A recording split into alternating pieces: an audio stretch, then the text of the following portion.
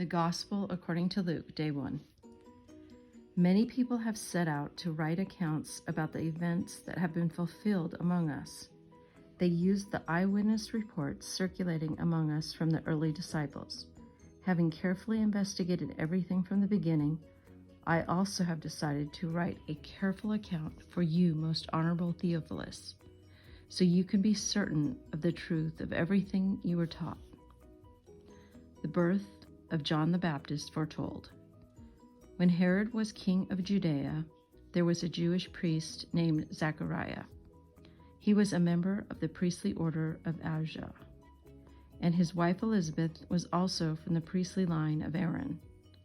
Zachariah and Elizabeth were righteous in God's eyes, careful to obey all the Lord's commandments and regulations.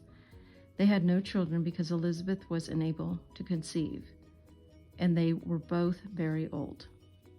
One day, Zachariah was serving God in the temple, for his order was on duty that week.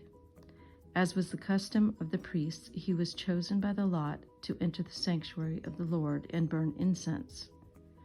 While the incense was being burned, a great crowd, stood outside praying. While Zachariah was in the sanctuary, an angel of the Lord appeared to him, standing to the right of the incense altar. Zachariah was shaken and overwhelmed with fear when he saw him. But the angel said, "Don't be afraid, Zachariah. God has heard your prayer. Your wife Elizabeth will give you a son, and you are to name him John. You will have great joy and gladness, and many will rejoice at his birth. For he will be great in the eyes of the Lord. He must never touch wine or other alcoholic drinks.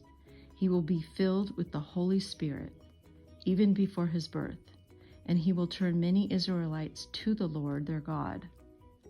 He will be a man with the spirit and power of Elijah. He will prepare the people for the coming of the Lord. He will turn the hearts of the fathers to their children, and he will cause those who are rebellious to accept the wisdom of the godly."